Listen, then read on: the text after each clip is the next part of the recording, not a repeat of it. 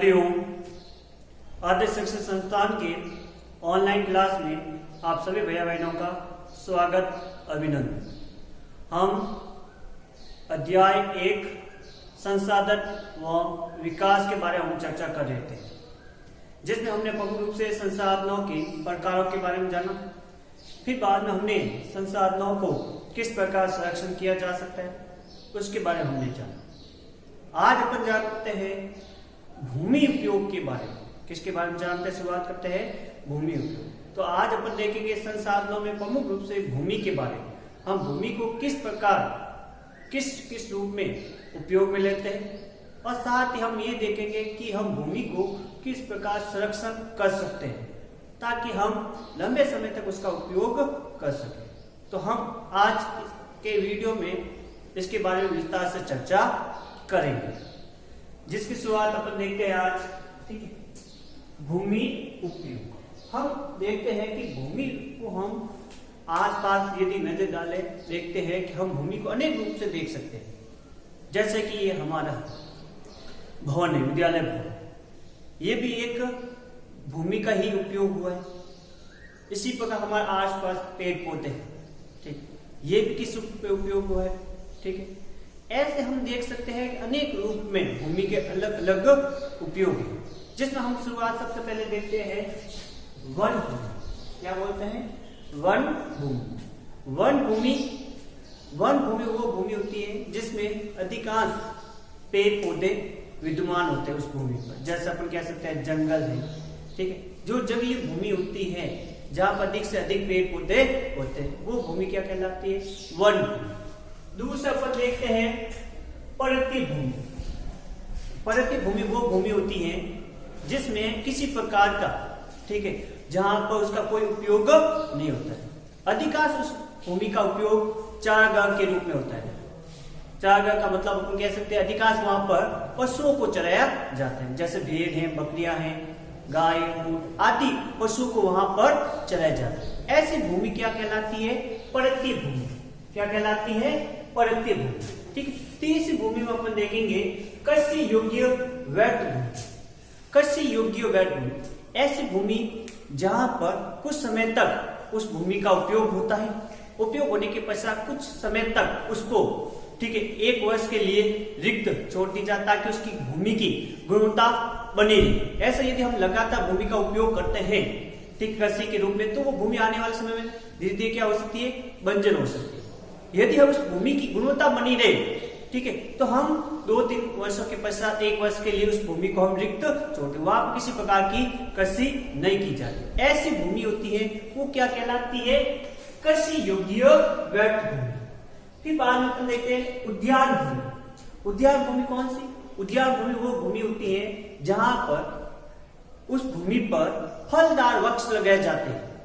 फलदार वृक्ष लगाए जाते हैं उस भूमि पर, उसे अपन क्या कहेंगे? उद्यान भूमि। जैसे अपन कह सकते हैं आम है, केला है, सेब है, ठीक है, अंगूर है।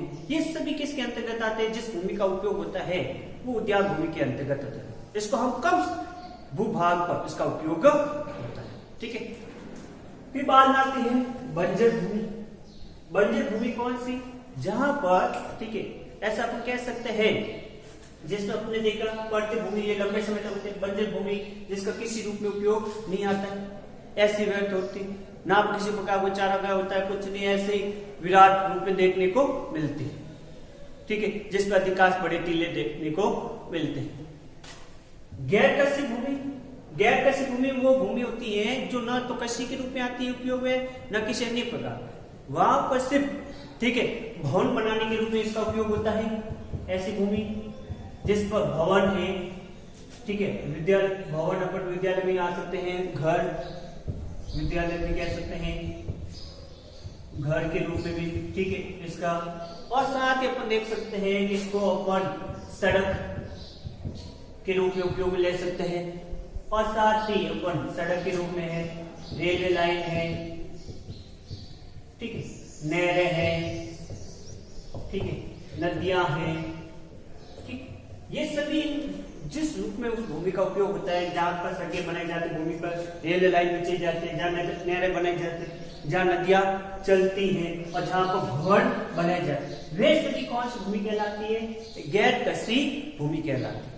तो हमने देखा कि भूमि के अनेक उपयोग के उपयोग हैं। अब आगे चर्चा करते हैं भारत में भूभाग का प्रारूप क्या है। ठीक, मतलब भूभाग किस प्रकार से है, ठीक, उसके बारे में हम देखते हैं। तो पहले अपन देखते हैं तत्व, मतलब भूमि को हम भूमि के अनेक रूप में अनेक तत्व विद्यमान होते हैं। अपन देखते हैं जिसमें प्रमुख रूप से देखते हैं भौतिक तत्व और मानवीय तत्व। भौतिक तत्व के अंतर्गत अपन देख सकते हैं भू आकृति, जलवायु, भू आकृति है, जलवायु है, मृदा है, ये सभी क्या है? ठीक है, भौतिक, जिसे हम कह सकते हैं प्राकृतिक, इन तत्वों से निर्मित। दूसरा अपन कह सकते हैं मानवीय तत्व, जिसका मानव के द्वारा निर्मित होकर जिसका उपयोग होता है, जिसमें जनसंख्या देख सकते हैं प्रमुख रूप से। ठीक है, जनसंख्या के माध्यम से इसका उपयोग होता है। ठीक है, अपन देखिए ये तो था भौतिक और मानवीय तत्व। फिर बाद में देखते हैं क्षेत्रफल। अपन देखा जाता है भारत में भूमि कितने वर्ग किलोमीटर में है। अपन कह सकते हैं क्षेत्रफल कितना है, तो भारत का क्षेत्रफल 32.8 लाख वर्ग किलोमीटर। कितना है? 32.8 लाख वर्ग किलोमीटर। ठीक है, ऐसा माना जाता है कि अपन भारत का जो भूमि है, उस भूमि का अपन देख सकते हैं कि कितना प्रतिशत उपयोग होता है? 93%। ठीक है, भूमि का अपन कह सकते हैं उसका उपयोग होता है। और 93% भूभाग का ही अपन देखा जाए तो इसका सर्वेक्षण किया गया। 7% भूभाग का अभी तक सर्वेक्षण नहीं है। ऐसे क्षेत्र हैं जहां पर सर्वेक्षण मतलब उस भूमि की जांच नहीं की जा सकते, जैसे आदिवासी क्षेत्र है जहां पर या किसी पड़ोस देश से विवाद है, उस भूमि को अपन सर्वे नहीं किया जा सकता। जैसे उदाहरण के रूप में अपन देखते हैं जम्मू कश्मीर। जम्मू कश्मीर, ठीक है, जम्मू कश्मीर से पाकिस्तान की सीमा लगती है और चीन की भी सीमा लगती है। पाकिस्तान व चीन दोनों की सीमा लगती है, जहां पर सीमा संबंधी विवाद होता है, जिसके कारण वहां संरक्षण नहीं किया गया।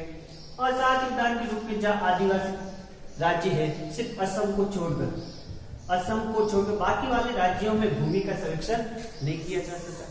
ठीक, इस प्रकार अपन देखा जाता है कि भूमि को अपन संबंधित संरक्षण किया जाता है। तो हमारे से 13% भूमि का ही सर्वे किया गया, 7% भूमि का सर्वे नहीं किया गया। ठीक है, उसके आधार पर तीसरा आता है भूमि का उपयोग। हम भूमि का उपयोग अनेक रूप में देखते हैं। भूमि का ऐसा माना जाता है कि हमारे भारत में भूमि का, ठीक है, 95% भूमि का उपयोग हुआ है। कितने प्रतिशत? 95% भूमि का उपयोग हुआ है। ठीक है, बाकी 95% भूभाग, बाकी 5% जो बचे उसका भूभाग का हमें अनुमान नहीं। तो इसके बारे में ये चर्चा की है। आगे अपन देखते हैं भूमि निम्नीकरण और संरक्षण के उपाय। तो हम इसमें देखते हैं कि निम्नीकरण का मतलब होता है कि जो भूमि किस कारणों से, ठीक है, भूमि को अपन देखते हैं कटाव के कारण नुकसान हुआ है, उसके बारे में चर्चा करते हैं। जिसमें अपन देखते हैं भूमि को हम राजस्थान के स्थिति पर अपन देखा जाए तो भूमिकरण का अनेक रूप से अपन देख सकते हैं उसका नुकसान हुआ। कैसे अपन देख सकते, जैसे हमारे राजस्थान,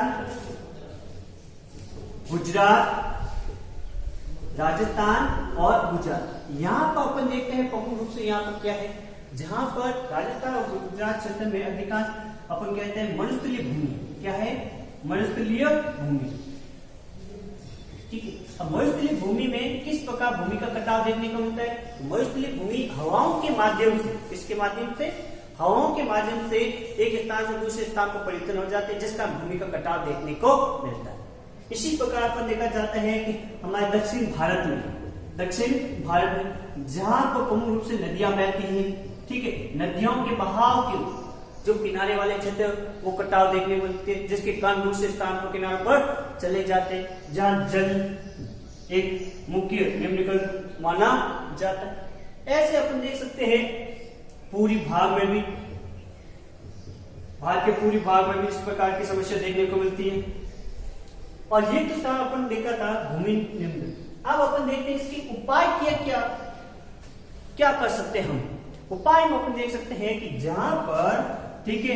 ऐसे प्रमुख रूप से अपन देखा जाता है, जैसे हमारे राजस्थान जहाँ मरुस्थलीय में, तो यहाँ पर क्या लगाना चाहिए हमें, ताकि मिट्टी एक स्थान से दूसरे स्थान पर न जाए। तो हमें क्या लगाना चाहिए यहाँ, उपाय में अपन पेड़ पौधे क्या कर सकते हैं, पेड़ पौधों को क्रमबद्ध रूप से लगाना चाहिए, पेड़ पौधों को क्रमबद्ध रूप से लगाना चाहिए। और साथ ही यहाँ पर एक घास, मेतला घास, कौन सी घास, मेतला घास का उपयोग करना चाहिए, ठीक है। और साथ ही जो औद्योगिकरण से जो प्रदूषण होता है, ठीक है, जिसके कारण वो औद्योगिक अवशिष्ट पदार्थ का सही रख रखाव होना चाहिए, ताकि इसी प्रकार भूमि खराब ना हो, ठीक है, इस प्रकार।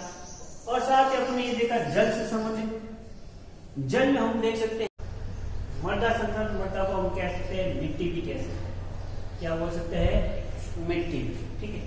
मृदा संसाधनों के बारे में सबसे पहले देखते हैं हम भारत में कौन कौन सी मिट्टियां पाई जाती है, किस प्रकार है, उसके बारे में देखते हैं। तो भारत में जो मिट्टियां हैं, अपन कह सकते हैं जीवन तंत्र माना जाता है, मिट्टी को क्या माना जाता है, जीवन तंत्र माना जाता है। पृथ्वी पर अनेक प्रकार के, ठीक है, भूमि पर, ठीक है, अनेक जीव पाए जाते हैं, जीवों के कारण उनका एक शरण स्थली मानी जाती है मिट्टी, क्योंकि इसको अपन कह सकते हैं जीव तंत्र भी कहा जाता है मिट्टी, ठीक है। तो अपन ये देखते हैं कि मिट्टी की गुणवत्ता के आधार पर, रंग रूप के आधार पर अनेक प्रकार के मिट्टी को वर्गीकरण किया गया है। तो उसके आधार पर अपन देखते हैं, सबसे पहले अपन देखते हैं जलोढ़ मृदा, क्या देखते हैं, जलोढ़ मृदा। ये भारत की सबसे अपन कह सकते हैं उपयोगी मिट्टी मानी जाती है, जहां पर हर प्रकार की कोई भी फसल का उत्पादन किया जा सकता है, जिसे जलोढ़ मिट्टी को अपन कह सकते हैं दोमट मिट्टी भी कहा जाता है। क्या कहा जा सकता है, दोमट मिट्टी। ये अपनी अधिकांश ये मिट्टी जो कहा जाता है पर्वतों से निकलती है, किससे निकलती है, ये नदियां पर्वतों से निकलती है, जैसे गंगा नदी है, ठीक है, इसी प्रकार यमुना नदी है, ये ब्रह्मपुत्र नदी है, ठीक है। इस प्रकार से अधिकांश ये, ठीक है, मिट्टी कहाँ पाई जाती है, गंगा, यमुना, ब्रह्मपुत्र,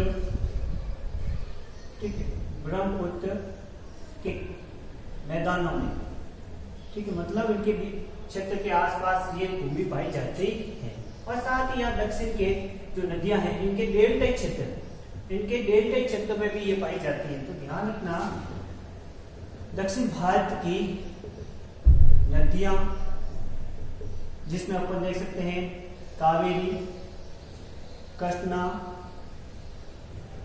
महानदी, गोदावरी, ठीक, के डेल्टा क्षेत्र में पाए कौन सी मिट्टी है, जलोढ़ मिट्टी।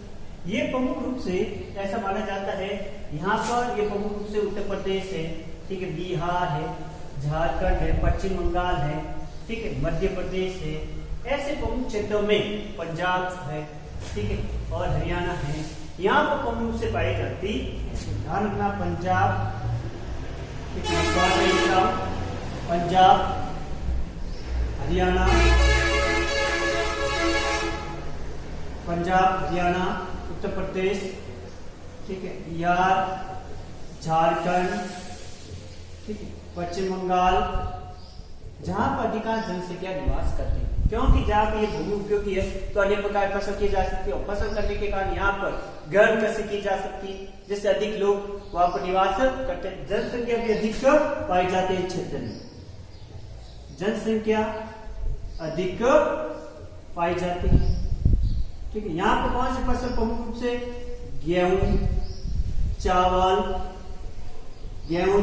गन्ना, ठीक है, यह मुख्य ये फसल, ठीक। ऐसा माना जाता है कि ये इस जलोढ़ मृदा को हम प्रमुख रूप से 4 भागों में बांट सकते हैं। कितने भागों में बांट सकते हैं, प्रमुख रूप से 4 भागों में इस मृदा को बांट सकते हैं। तो 4 भाग कौन से, 4 प्रकार, एक जिसे हम कहते हैं खादर, दूसरा बागर, तीसरा तराई, चौथा भाबर। ठीक, ये चार ध्यान रखना, जलोमंडल हम चार प्रमुख रूप से बांट सकते हैं। एक खादर। खादर किसे कहते हैं? खादर वो मृदा होती है जहां पर नदी अपने साथ किनारे वाले क्षेत्र में किनारों पर जो नवीन कण छोड़ देती है, वो नवीन मैदान क्या कहलाता है?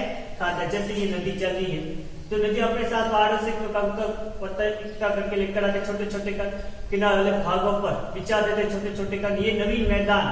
ठीक है, ये नवीन मैदान क्या कहलाता है? खादर। क्या कहलाता है? खादर।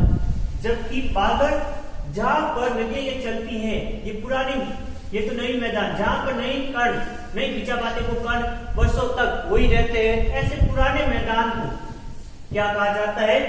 बागर। ठीक है, और तराई, जहां पर नदियों के किनारे कीचड़ वाला भूभाग होता है, नदियों के किनारे ये कीचड़ वाला भूभाग होता है, वो क्या कहलाता है? तराई। ठीक है, फिर आता है भाबर। भाबर किसे कहते हैं? जब नदियां ऊपर से गिरती है, बड़े बड़े कंकड़ लेकर आते हैं, यहाँ बिछा देती है बड़े बड़े कंकड़, वो क्या कहलाते हैं? भाबर। वो क्या कहलाते हैं? भाबर। तो इस प्रकार अपन देखते हैं कि जो ये जलोढ़ मृदा है, प्रमुख रूप से इसके कितने प्रकार हैं? 4 प्रमुख प्रकार माने जाते हैं।